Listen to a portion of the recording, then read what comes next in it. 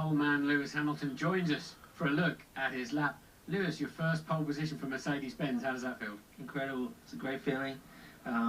Yeah, really happy with the laps that I had through all the qualifying sessions, and yeah, obviously the final lap felt fantastic. And when you went over the line, did you think that's pole? Well, I could see on my delta that I was half a second up on my previous lap, so I mean, I thought to myself, if anyone beat that time, then they've done a pretty good job. All right, let's take a look at it, and we can stop on the way round as well. So here you're just starting a lap, you've got to get a perfect start.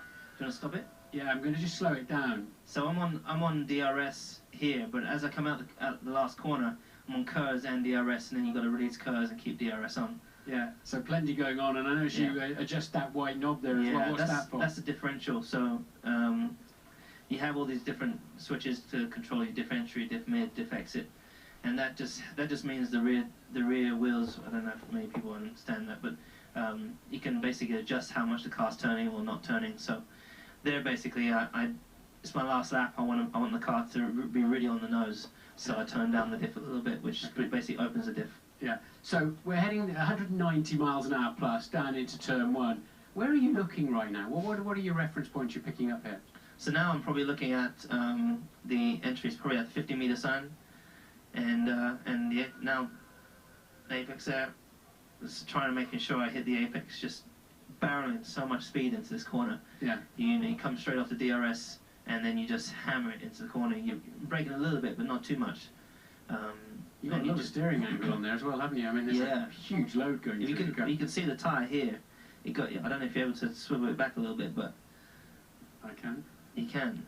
You can see the tyre deflate, and I don't know if anyone ever gets to see that. It is, isn't it? It's really, it's hard to spot, but there's so much downforce coming from the front wing and from the whole car, and the tyre basically just deflates, and that's when you're getting a lot of downforce as well. Okay, let's moving on then, and then very slow so turn you're just trying to hug the inside, and you're waiting for the car to turn, but fortunately I can get on the power, down to first gear here, just to get the car turned, and really important to try and get on the power as early as possible here. And that apex is not always easy to hit, is it? But, it isn't, because it just drops down. And here, back on KERS, which you can't really see me on KERS, bit of a squirt for KERS. So now what are you doing here with your hand? You've just been down there with your left hand. So just adjusting the brake bias. So you can't see on the system, but basically you can adjust the brake bias. So where I have the brake bias set to the rearwards for turn one, then for turn two you have it in the middle, turn three you have it in the yeah. So this is in anticipation. We're in 5 here, which is flat out. Yeah. This is in anticipation then for turn 6. Yeah. So here braking nicely down to the first gear. Turn in, probably stop the car a little bit too early, but it's really important the exit you get up here, plus you get on KERS just for a short period of time. Then this is generally flat out. I mean, I probably had a little bit of a lift, because if you stop it, it's really important not to be too far on the right side, because then you want to get back for the right-hander. So you try and have a little bit of a lift so you can get back and attack this. It's really important, the entry you have here. And then you've got this sort of long double left, haven't you, coming up? Yeah, so you're just waiting for the car to turn, and then down into turn 9. Here, it's really important to get on the power. As you see, have a little bit of an oversteer moment, get flat out, and you have a little bit of a KERS moment as well, but try not to run too wide.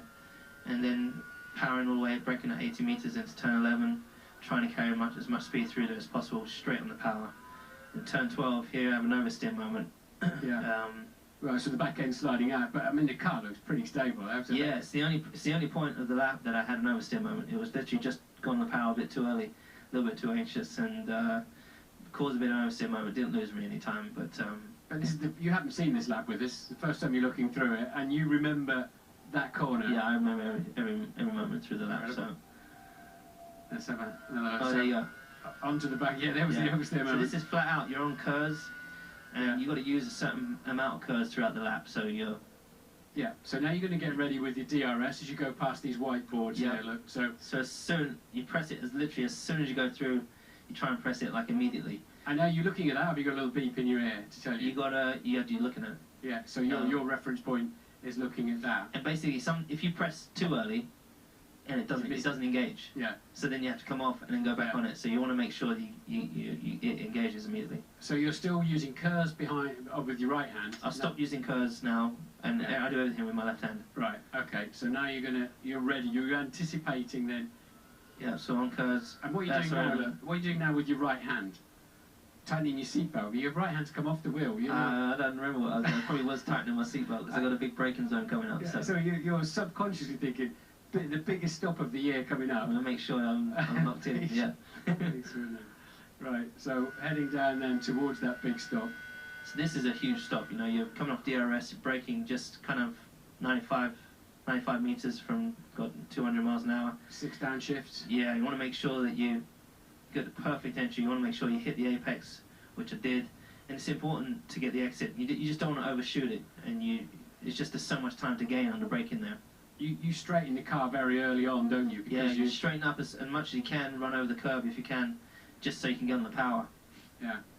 And then moving towards the end of that, this is a critical corner, isn't it? Yeah, this is, if you watch how committed, it's just one turn. Yeah, you really, let me just come back on that. Yeah, and it's important not to go too wide there as well. People can lose time when you get on the AstroTurf. But you have to be so committed to it. But by that time, I was already half a second up, so it's so easy to, each corner that comes up, to lose all that time. And now you've got a certain number of things, you've got some housekeeping to do on the in-lap, yeah? Yeah. So basically, this is the set of tyres that we're going to start the race in. So you want to save the tyres as much as you can. So you have to press a button which brings up a display which is telling you how much time you can do, how slow you can go, and you can't be too slow to a certain point. So so you're slowing down to just look after the tyres on the in-lap. You've got to change the engine mixture back, to save the engine, and then you're on the radio to the team. And at this point, the team are telling me, okay, you're pole position at the moment, but so-and-so's coming across the line, so-and-so's coming through the line. It wasn't until turn 8 they told me I got pole. And are you now wishing that was white paint on those tyres and you had a set of mediums on though for the race? Yeah, absolutely. I wish I didn't have to use these tyres. The way they behave is just incredible. The first lap should be fine, but then you get graining, particularly in like turn 1. You get graining like on the inside, all this build-up on the tyre. So then when you turn into turn 2, all this stuff starts throwing about. And it just gets worse and worse, and there's nothing you can do about it. So you want to park those as soon as you can in the race, yeah. But then that's going to put you right back in the pack, isn't it? Exactly. So you want to, ideally, you want to get them off as soon as possible. You don't want to fall back into too much traffic. So we have to try and see how far we can go with the tyre, so that hopefully we can build a gap between some of the slower cars, so that they don't come out in front of them or behind them. It's going to be an exciting race, isn't it? It is, definitely. Okay, thanks for letting us know exactly what was going on out there. No problem. Just see it. Well done. Cheers, man.